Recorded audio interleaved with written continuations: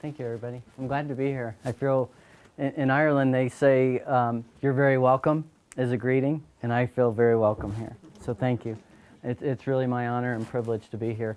As Michael mentioned, one of the things that he thought would be interesting is for me to talk about self-reliant leadership in the context of what you believe in terms of self-reliance. So, you know, I did write this book, and I'll talk a little bit about it, but what I think is always most interesting when I meet an author is why did they write their book, not what did they write about. So I'll take you back about 4 years. My son was a plebe, a freshman at West Point, and he was home on leave, and we were on a bike ride. And I had started this academic book on leadership, and we're riding, and he had been in the Army about 6 months, so he'd had a little bit of adversity himself, and he kind of knew what was all involved. And just out of the blue, he said, "Dad, why did you ever think you could make it through Special Forces? You were little, you were partying in high school, you weren't focused," and he rattled off 10 other things I probably don't want to share, of all the reasons I shouldn't have made it. And I thought, maybe I really shouldn't write an academic book. Maybe I should really write a book about my stories. Maybe what I can share with people about overcoming adversity and finding mentors and hearing the unheard can help people. So I'm an adjunct faculty at the University of Colorado for graduate students. I teach leadership and entrepreneurship there. I take students to Ireland each summer. I teach Doctor of Nursing practice and MBA students. And so a lot of what I put together are things that I've taught my students, but most of what I teach isn't from books. It's really from things that I've learned and people I've learned from. And so I think what I believe is from everyday experiences that we can learn a lot about self-reliance and we can learn a lot about leadership. And what's interesting is the nurses that I teach all wonder why they're required to take my class for the first 8 weeks. The second 8 weeks, they got it figured out. But the first 8 weeks, they say, "I'm a nurse, why am I taking leadership?" And what they realize is the first 8 weeks, it's really about self-awareness and self-discovery. And what do they, and it doesn't mean they're going to lead 100 people, but we're all leaders in different ways. We all need help of others, and we enlist the help of others to help us fulfill different things that we have, whether it be a grand vision or a small task. So, and that's really why I wrote this book, and it's called The Littlest Green Beret. And I'm not sure I was the littlest, but I'm pretty sure I was. I'll kind of tell you my story, and hopefully everything will work technology-wise. So in the context of leadership, I really want to talk about 3 things. One is crucibles, adversity, overcoming obstacles. The other one is mentors, and the last one is hearing the unheard. So regarding crucibles, I'll tell you a little bit about my story. So when I was 17, just like my son said, I was little. A senior in high school, and I had a chair to play drums, percussion, at the University of Florida. Came home very proud, told my parents I got a chair at the university. My parents said, "Great, scholarship?" "No, we have no money." I didn't know that. I thought I was always going to college. So my options were really community college and living at home, and then the Army. This is 1978. Nobody went in the Army in 1978. It was post-Vietnam. Nobody thanked people for their service. It was a bad place. So when I showed up at the recruiting office and scored real high, the recruiters felt like they found gold because they thought, this guy, we can place him anywhere. So I told him I wanted to be a drummer in the Army band. So my first plane ride, they flew me up to Atlanta, and I tried out. And on the way back, I had this epiphany. The only epiphany I think I've ever had in my life. But I had this epiphany that I was good because I practiced, but I wasn't talented. And so I got off the plane, and the recruiter was there like this, and he said, "You ready?" And I said, "I'm not doing it." And he said, "What do you mean?" I said, "Well, I want to be in the Army. I just don't want to be in the Army band." And he said, "What do you want to do?" And I said, "I want to jump out of planes, and I want to go through the hardest medic program there is, because medicine always interested me." And he said, "Well, you should go in Special Forces." And I said, "I don't want to be a military police officer." And he said, no, no, no, Special Forces is not the MPs. Special Forces is the Green Berets. And he handed me a brochure with a guy rowing a boat, camouflage, biceps like this. And I said, I can't do that. And he looked at me. His name was Kyle Fleener from Tennessee. And he said, yes, you can. I weighed 101 pounds. I was a senior in high school, and they told me I couldn't join until I weighed at least 103 and got a waiver from a doctor. So I drank milkshakes and lift weights, and I weighed 109. So January of my senior year, I enlisted. And then the day I went in the Army, I weighed 114. So I was big, massive. But you know, so I had a recruiter telling me I could do it. I had my dad who bet me $10,000 I would fail. I had a sister who said, what are you going to do when you fail? And then I'll tell you about somebody else that told me I could do it too. So I had, you know, just like all of us, we have lots of things all the time that people tell you can't do, and then there's people rooting for you. And you got to listen to the people rooting for you. And just like all of us are going through stuff today, you know, we all are. Everybody's got their own obstacles and crucibles. But when I was 17 at the time, I didn't even know what a crucible was, an obstacle. I had never been tested. I mean, I had no adversity, unless you count getting chased by dogs on a paper route. I mean, that was about it. But I went in, and you know, I was in basic training, and we were sitting down one day, and this drill sergeant walked up and said, who here is going Special Forces? I raised my hand. I was the only one. And he said, you're not going to make it. The rucksacks, the backpacks, will weigh more than you. You're going to fail. And I thought, oh my God, there's somebody else telling me I'm not going to make it. Somebody that's been in the Army a long time. I mean, what did I do listening to Kyle Fleener? What did he get me into? But I hung in there, and you know, everything I did, I kept thinking about, you know, the people that said I could make it. And what motivated me even more was I didn't want to give my dad the satisfaction of, you know, winning the bet, and I didn't want, you know, I didn't want my sister to have been right. And so the whole time I kept thinking, I kept visualizing putting on that beret in a ceremony that would be 18 months later, because I thought that's going to be a proud moment. So all the times that I wanted to quit, and trust me, there was a ton of them. Because, I mean, you know, when you just are exhausted and you just feel like laying down and crying, I just thought, I'm going to put that thing on my head. Because the other thing is, if I fail or if I quit, I'm going to go to Korea. And I know it's cold there. And I didn't want to go to Korea. But I made it through, and I got selected to be an instructor for the Special Forces School out at the camp. And so I was in charge of 500 students that went through this high-risk training, and I was the medic for them, and I was an instructor. And when somebody quit or failed, there's a song by Queen called Another One Bites the Dust. You guys heard it before? Another One Bites the Dust? Well, they would play that over the loudspeakers. And the people that quit would sit dejected, waiting for the trucks to come 50 miles away and get them and take them back.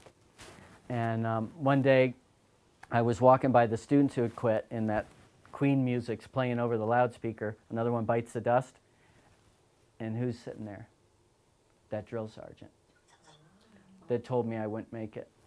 And I walked up to him, and maybe I was up to 120 at this point. And I said, Sergeant, do you remember me?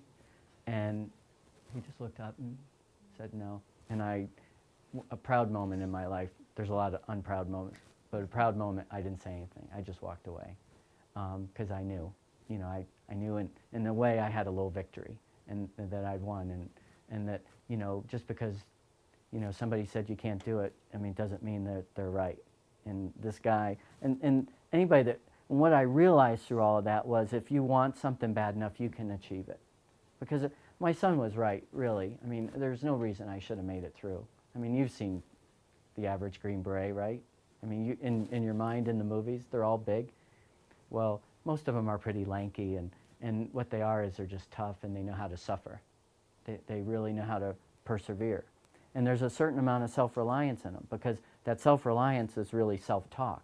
Because everybody that goes through that kind of stuff wants to quit. There's nobody that sits there and says, I like being cold, wet, tired, and hungry. I mean, like all the time. It's miserable.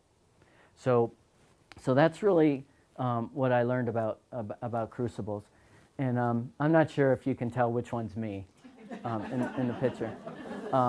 But this was the ceremony right before I got my beret, the thing that I had been waiting for all those times, because we got to take off the baseball hat and put on the beret. And that's the picture that's on the cover of my book. And I remembered a long time ago that I thought maybe I'll write a book and maybe I'll put that on the cover one day. And that's what we did. And I'm standing like this because it's November, and they wouldn't let us wear jackets because we were tough and we were freezing.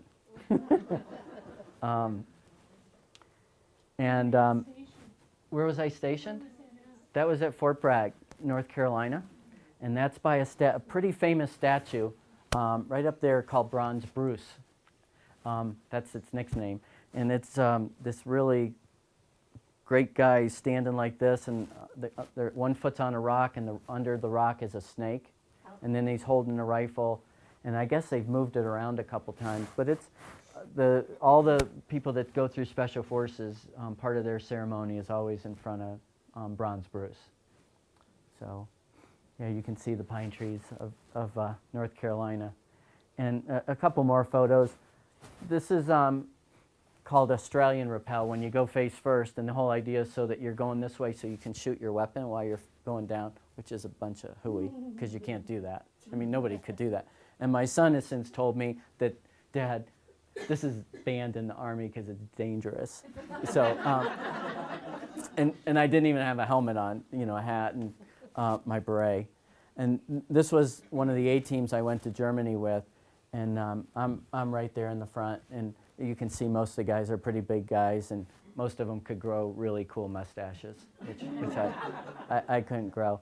And the interesting thing about Special Forces is, you'll hear a lot about it, especially now that there's this movie out, Active Valor, with real Navy SEALs and all that. The main thing is most of these guys are really quiet, very humble. What's a little bit scary is they're very smart, questionable morals sometimes. Questionable. Because their mentality is get the mission done. No matter what, get the mission done. So it was an interesting place to start to study leadership, about how come some people do the right thing and some people do the wrong thing. And regardless of rank, how come some people have more power and influence than others, even if somebody has lesser rank. So as a kid, I started paying attention to this, thinking, why is that? And what's going on with that? But this is really, to my son's point, what I really learned through all that training at the beginning was that if you know how to suffer at everything, you can dare anything. And that's really what I learned. That was the big takeaway, was you don't need to set your sights low. And I continually remind myself of that to this day. Am I pushing myself as hard as I can and doing everything that I can to make a positive difference in this world? Because as somebody reminded me recently, I think it was a meeting I was at with Michael, the one thing that we're all spending every day and bartering with is our time, which is a non-renewable resource. And what are we doing with that?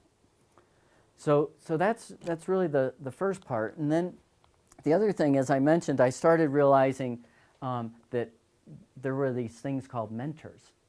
And what's interesting that I learned from my students is I've had a lot of students say, I've never had a mentor. But what I started realizing was, well, maybe there's something to that maybe there's people that attract mentors more than other people, or maybe that reach out to them. So when I came up with this concept in my head of self-reliant leadership, it didn't mean that you go it alone. It really meant that you're asking yourself tough questions, and you're having the courage to answer them and act. And sometimes you need somebody else to help you with those questions. Sometimes we know what the questions are, but we need somebody to dig them out of us. I mean, as you know, your pastor, your coaches, counselors, anybody that you've worked with is really in a way, holding up a mirror to you in a different way that lets you see things you otherwise wouldn't see. And that's what I learned from mentors. So let me tell you about a couple that were really influential. And the picture looks old because it is. This is a guy, and now you got to remember the Army is mostly, and to this day, is mostly Southern. You know, if it weren't for Texas and the South, I mean, I don't know if we would have an Army, as you all probably know. Special Forces, when I was in, was mostly New England guys, tough New England guys, and Southern guys. Hardly anybody from the West, hardly anybody from what we'd call the Northeast or even the Midwest. This is a fellow named Ola Mize. It's a pretty Southern name, Ola Mize. He's still alive. He was a Medal of Honor winner in Korea. And when I got my beret, he was the fellow that signed the certificate. He was a colonel. He was in charge of all special forces. And he was also the camp commander. So he would come into our aid station all the time, and he'd go, what you doing, Peanut? That's what he called me, Peanut. And here's this tough guy, and he was always in the aid station looking for Kerry lotion, hand lotion, and a Medal of Honor winner. And what was amazing was what he got the Medal of Honor for. I'll touch on a few things, and I hope it doesn't bother you too much. But you know, you don't get a Medal of Honor for not doing some pretty brave things. And what he did was his unit had gotten overrun. They were out of ammo, and the Chinese overran them in Korea. And he basically killed 13 Chinese and Koreans with a little tiny shovel by himself, hand to hand. Now this guy was maybe this much taller than me. I mean, a little scrappy guy. And I realized that everybody had immense respect for him based on what he had done in the past. That he had power and influence because of something he did. He just had this way about him, this reputation. And again, he was a colonel. He had high rank, so people paid attention. And I thought it was interesting that, you know, he in a lot of ways he led by example. Has anyone in here ever heard of Colonel Nick Rowe? So this is a fellow that was in the Vietnam War. You probably saw him on the news if you were around in the 60s, because he was a prisoner for 5 years. He was the only fellow that escaped from the Viet Cong, not the North Vietnamese. And he came back, and he was one of the few fellows that was pro-war during the Vietnam War. So he was used by the Republican Party sort of as a propaganda, actually ran for office in Texas, lost, and then he came back in the Army, and he was the guest speaker at my Green Beret graduation. And then he was one of my bosses. He came back in to create what's called the Survival, Evasion, Resistance, and Escape School, teaching people how to handle themselves if they're prisoners or if they're in survival situations. He actually asked me to stay in the Army when I was getting out to go to college to help him run the school, and I turned him down. But what I thought was amazing about him was he was an intellectual. You know, I told you that some of the people in Special Forces had questionable morals. Not this guy. This guy was a West Pointer, and he was straight as an arrow. And you know what? You know, most people would consider him a hero. In Special Forces, a lot of the people at the camp, the soldiers that had been to Vietnam, didn't like him. They didn't respect him. They didn't think he was macho. You know, they couldn't relate to him. And I thought that it was curious. Here's a guy that's super smart, has accomplished a ton in his life, and not everybody is really on board with him. And so I started to think, well, you know, again, what makes people tick? Now, the sad thing is, he survived 5 years in a Viet Cong prison. He came back. He did some great things to train our soldiers. And then he was on a mission in the Philippines for working on the counterinsurgency there, and he was assassinated. He had left some, you know, young kids, and it was very sad. So his tombstone at Arlington reads, Colonel, U.S. Army, United States Military Academy, 1960, POW in Vietnam from 63 to 68.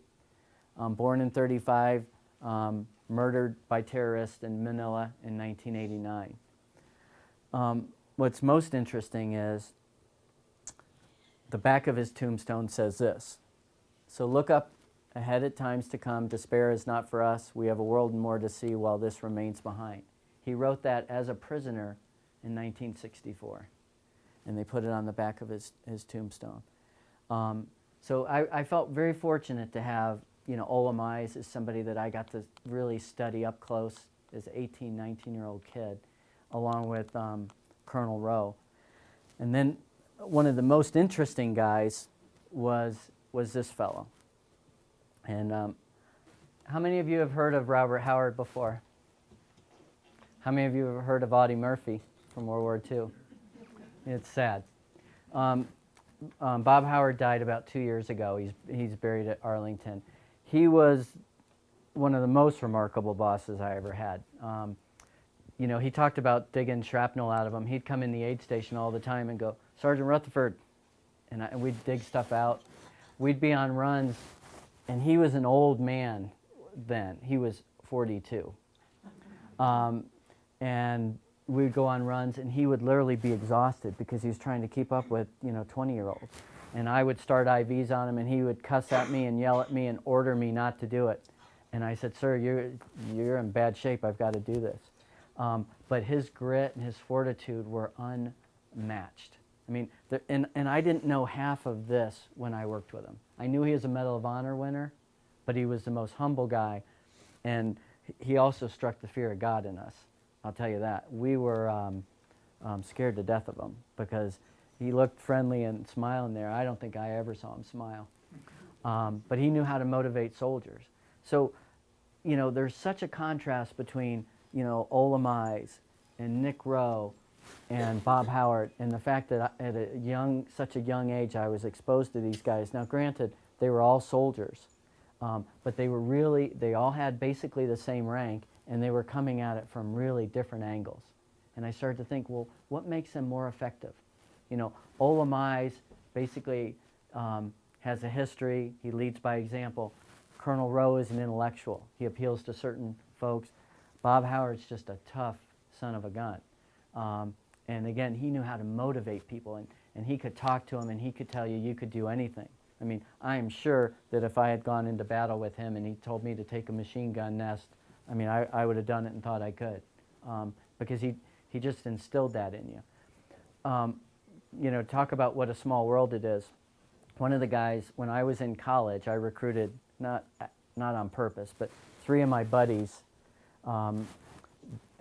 went into ROTC, and they went in the Army. And then I went back in after college and became an officer. And one of my buddies was in Iraq about 3 years ago in Baghdad, operating as a camp mayor. And I get an email from him, and the subject line says, "Me with Medal of Honor winner." And the picture is him and Colonel Howard with his armor. And I thought, Colonel Howard would have never touched me like that when I worked with him, so he got soft in his old age. Anyway, I wish I had finished my book, before he died, and he could have said what was written. But when he died, there was such a tribute online that was unbelievable. There's actually unprecedented. There's a movement in Congress to get him an additional Medal of Honor, which has never been done. And there's some talk I've heard that Hollywood wants to make a movie of him so that people know about this guy. So we'll see if that comes to fruition. And if I was in it, it'd just show me him yelling at me for about 3 seconds. So, one of my favorite mentors is this fella. This is my wedding in 1984.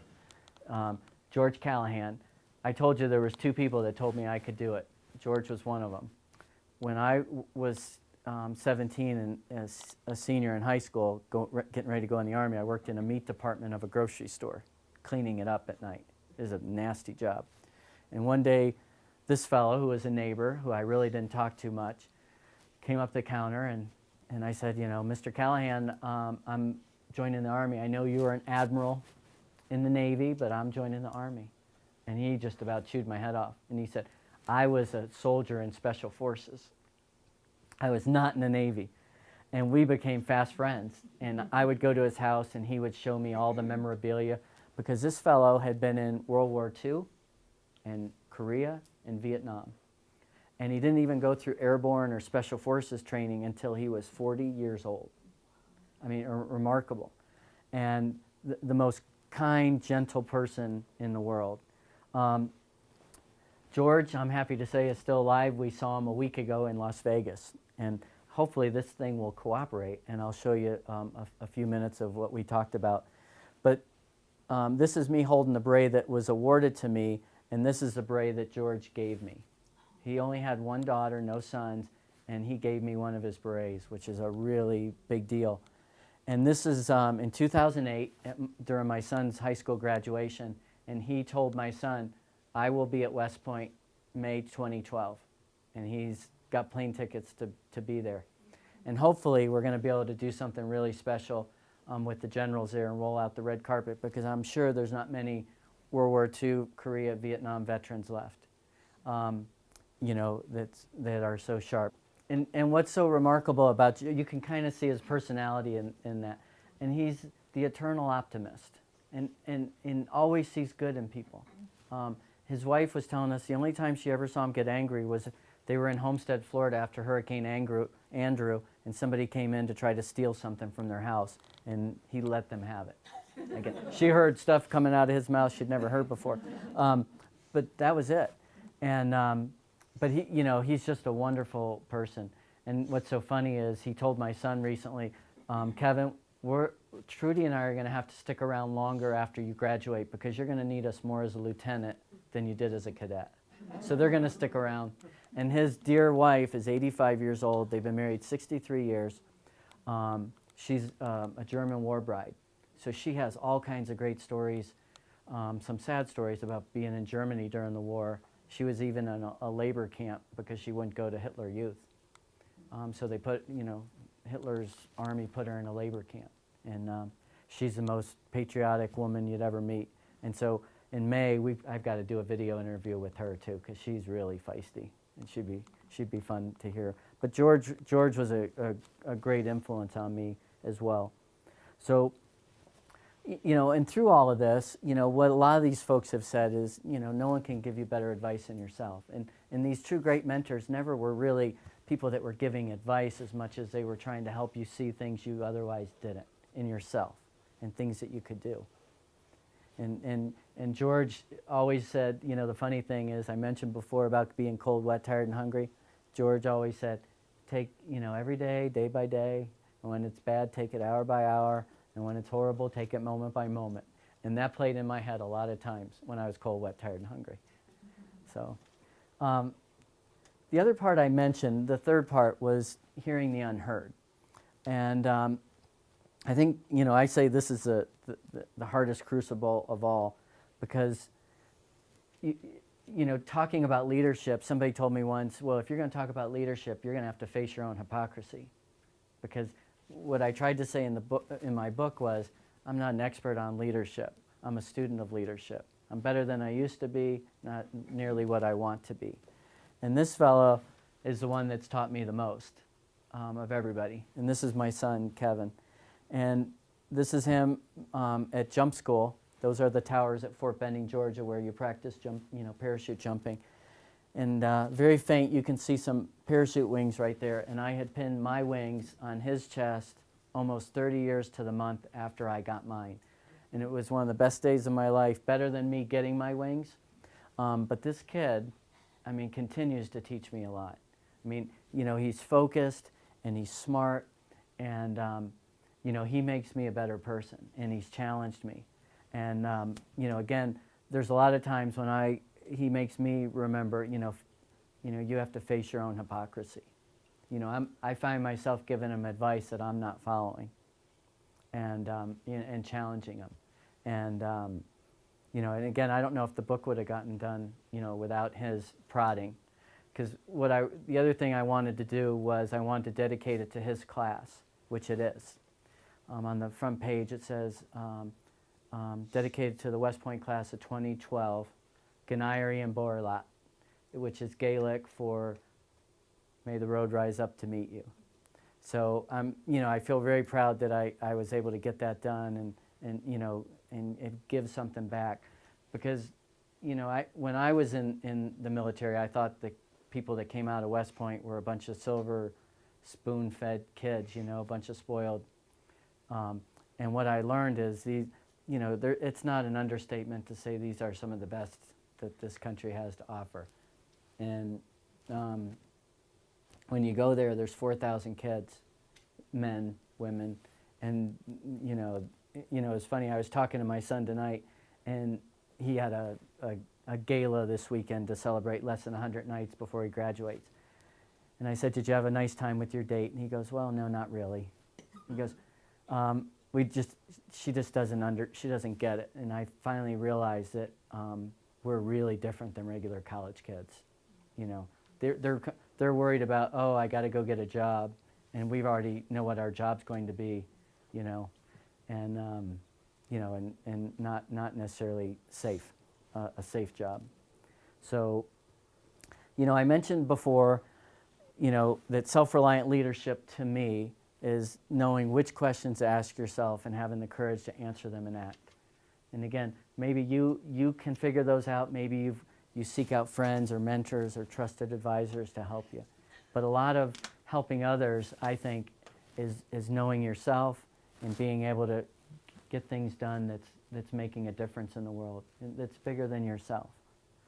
One of the things that was kind of odd about writing this book was, I don't have any combat stories. I was lucky. I was in the Army from 1979 to 1988. It was during the Reagan era, and the skirmishes we had were minor, and I never had to really get shot at. So one of the things that I thought was I really can't use the Green Beret in my title if I'm not giving back to people that are sacrificing. So with the book, the proceeds are going to the Special Operations Warrior Foundation and the Green Beret Foundation. And one of the best things that's happened is I've met some wonderful people that have reached out to me, some Gold Star parents that have lost their kids, and people that are donating to those foundations to help, families and soldiers that are hurt or killed. And there's a lot of stuff happening every day that doesn't make the news. The sacrifices people are making. And, just like in our community, all of you are probably doing things that go unsung.